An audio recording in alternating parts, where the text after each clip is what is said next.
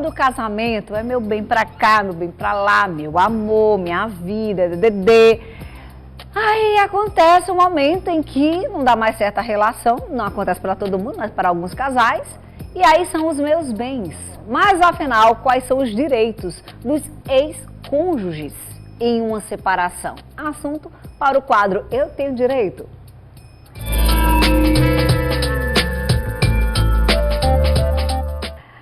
Quando é direito de família, Sheila, só deixa eu trazer logo o reforço. Na hora, minha amiga, que é confusão. Né? Confusão, advogada especialista em direito de família, Lilian Sena. Oi, Lilian, boa tarde. Boa tarde, seja bem-vinda. Boa Bom. tarde, Sheilinha, para você Boa também. tarde, minha amada. Meninas, é o seguinte, vamos primeiro explicar o que é que significa a separação de fato e a separação de corpos, né? Aquele momento em que a gente define que não quer mais a pessoa.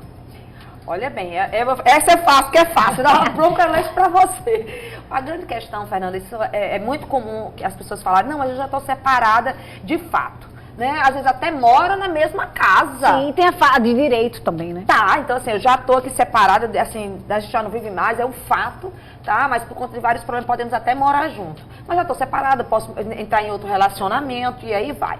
Por separação de direito é quando realmente já foi feito o papel, já está, aquela história já está homologada pelo Estado. Seja ele por meio de um registro civil, diretamente no cartório, se não tiver filhos, se não tiver confusão, você pode fazer isso, se não tiver incapaz, tá? Ou diretamente no judiciário. Então, essa é a diferença. E as pessoas, às vezes, Fernanda, passam anos e anos separadas de fato e não de direito. E aí tem tantas complicações. Até porque, né, Lília, se não está separado de direito, significa dizer que aqueles bens acumulados ao longo desse tempo pode ser partilhado, é isso? Não, depende. Ah, tá. Alivia. Já está pacificado no STJ que após a separação de fato, os bens adquiridos nesse período entre a separação de fato e o divórcio, né, vamos supor assim, que seria a separação de direito, eles não se comunicam. Entendi. Ou seja, não integram o patrimônio comum do casal, então não partilham, não entra na partilha. Só vai entrar na partilha os bens adquiridos na constância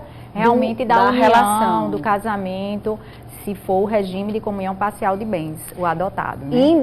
Ah, tá explicado, porque às vezes acontece de a pessoa nem saber, né? Caso aqueles casamentos mais antigos, não tá definido, então a pessoa não escolheu, porque hoje me parece que o direto é comunhão parcial, você nem escolheu nada, você não disse nada, vai automaticamente pro parcial. É o regime legal, comunhão Chama parcial regime de bens, chama regime legal, você no passado era universal. No passado, antes de 77, era comunhão universal de bens, e você tinha que fazer um pacto antinupcial.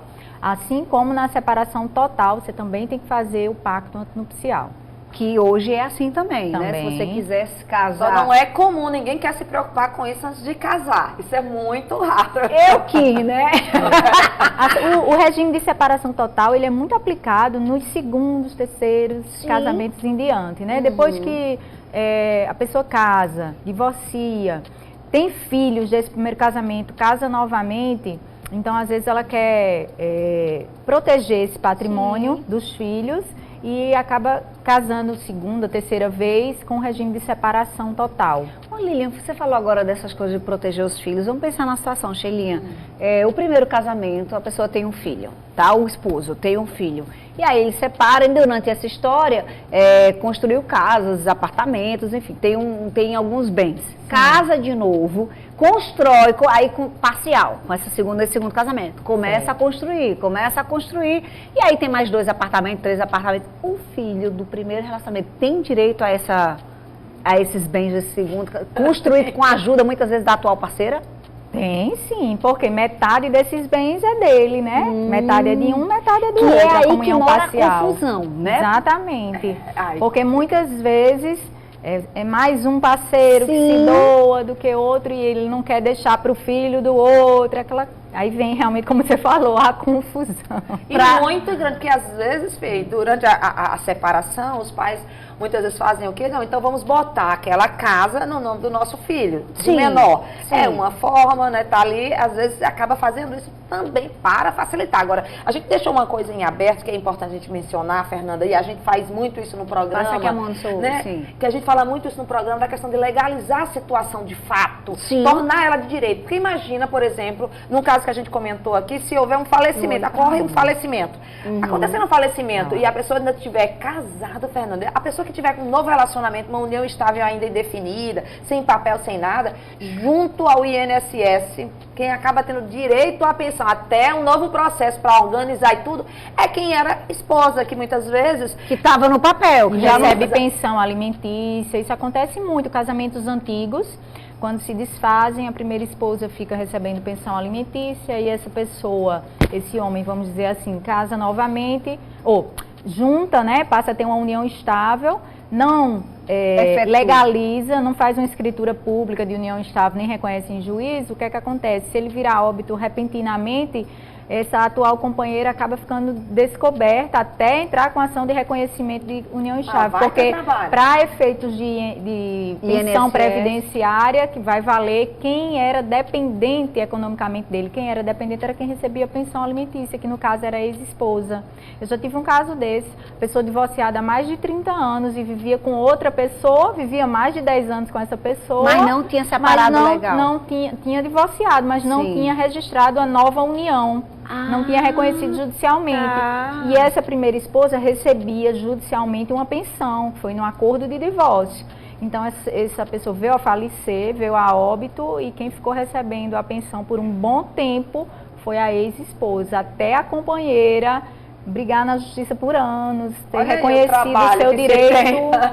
Gente, eu nunca tinha parado para pensar nisso. Isso é um atraso na lei do INSS. Eu faço aqui minha crítica, porque há muitas uniões que você prova administrativamente, inclusive documentalmente, uma união de 10 anos, né, pública, Sim, notória, claro. tem documento, tem conta conjunta, tem tudo, mas o INSS, pela lei dele, ele só aceita sentença judicial transitada em julgado. Por isso que essa minha cliente, o processo dela demorou 8 anos para transitar em julgado. O que quer dizer isso? Ela recebe retroativo? Quando não cabe mais recurso. Então, ela ficou esses 8 anos brigando sem receber o que era dela por direito. E quando começa Estamos a receber? lutando para receber o retroativo. É outra guerra. É outra guerra. Volto a dizer, aquela historinha do combinado não dá errado. Gente, as situações eu digo isso que toda vez que a gente vai falar sobre esse tema aqui, chove, pergunta, diz, eu tenho direito, a gente já vive há 3, 4 anos, a gente tem filho, tem não sei o quê. Gente, não é caro, a gente já trouxe também para o programa, já falou sobre isso. O dom do cartório para falar dos valores. Que o custo compensa, é rápido, é um processo fácil, você deixa garantido, é proteção. Agora, uma das coisas interessantes também nessa história da separação, Fernanda, que complica muito, chama-se os bens que estão no nome de papai, que durante o casamento bota no nome do meu irmão. Não, é para facilitar, para a gente não pagar tanto imposto. Não, é porque eu estou com o nome que eu sou empresário. E vai botando um bem no nome de tio, de pai, de não sei o quê, quando há separação... E não tenho que separar, porque não está no nome de nenhum dos dois. Olha, uma até provar isso é uma outra confusão. Alguém está se beneficiando. Tem que recorrer para investigações, levantamento, até a teoria da aparência que a gente utiliza muito no direito de família, né, que é para provar que aquele bem é seu na verdade, apesar de estar registrado em nome de outra pessoa, e tentar fazer a partilha desse patrimônio aí que está subjugado em outros Agora, Lília, territórios. E se o imóvel, o bem, for financiado, por exemplo? Sim, Fê, mas ele...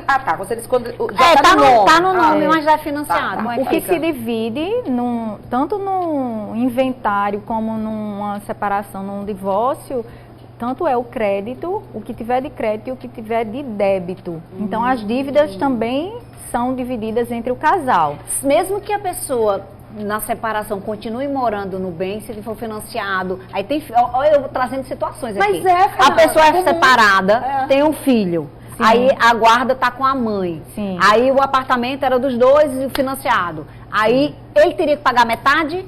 Ele tem que pagar metade dessa prestação. E se ele saiu do bem, deixou a mulher morando com o filho e ele foi morar de aluguel, ela também tem direito, tem dever de pagar uma parte a ele. Então, às vezes, acaba compensando. Entendi. Porque como ele teria, né, esse imóvel sem aluguel, ele já pagando a prestação, ele teria que receber um aluguel. Entendi. Então, ou fica elas por elas, ou se divide tudo.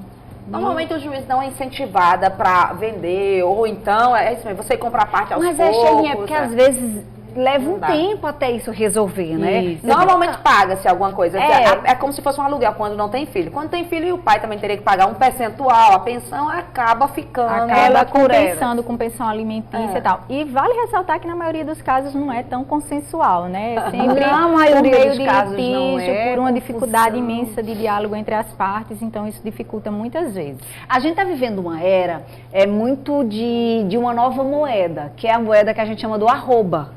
Não é que vale dinheiro, por exemplo, vale dinheiro. Tem pessoas em que troca serviços, os seus serviços, pela divulgação. Então tem mãe que tem o filho em determinada escola, não paga a escola porque ela troca o serviço de divulgação pelo arroba. Sim.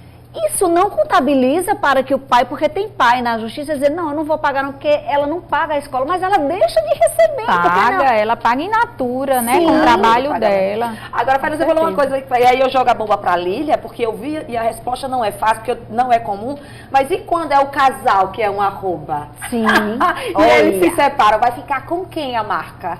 Sim. Já tem casos desse jeito, brigas grandes. É a história de Tina Turner com o nome, que teve que entrar lá, foi Isso. todo um processo, né, Lília? Nesses casos, na maioria das vezes, se não houver um consenso entre as partes, o juiz acaba tendo que decidir com o que tem nos autos. E muitas vezes a decisão não é nem tão justa. Entendi. Né? Porque realmente muitas É quem tem a maior vezes, capacidade de comprovar alguma muitas coisa. vezes um só levou aquela empresa, aquela marca por ali, o outro, apesar de ter contribuído financeiramente, mas não se doou. Então vai muito da questão do bom senso, da razoabilidade e a pior briga é o melhor acordo. É verdade. O melhor acordo Na verdade, é assim. o pior acordo é a melhor briga, pronto.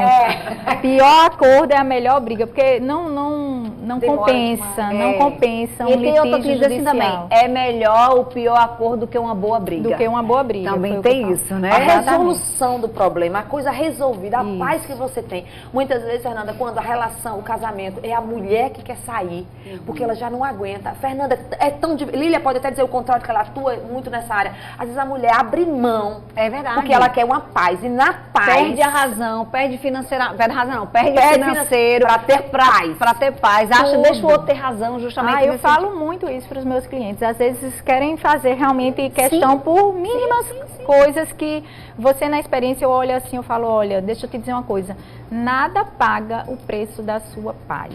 Né? Nada paga a paz interior, vai seguir tua vida, recomeça, né? Vem um novo tempo por aí, segue sendo feliz. Então, não compensa realmente. É a proposta da mediação hoje, né? Que o novo Código de Processo Civil já trouxe. Como Sheila falou, a mediação ela traz esse poder e a intenção maior é exatamente a resolução do conflito. Sim. Não é fazer só um acordo, porque muitas vezes um acordo judicial ele não resolveu o conflito. Verdade. Ele resolveu o processo. Mas ele o pôs fim ao conflito- processo, mas o conflito continua. E na mediação não, você tenta resolver o conflito. As meninas não vão embora, tá? Elas vão continuar por aqui. A gente vai falar ainda de guarda compartilhada, de período de pandemia, questão de redução de custos de escola, só que já era um acordo que já estava definido na pensão anteriormente, ou de custo que aumentou com a pandemia. Porque tem escola em tempo integral, agora a criança está em casa. Ixi, tem muita coisa pra gente conversar. Elas continuam com a gente, é tempo de tomar um cafezinho e uma certeza. água, tá? Agora eu vou chamar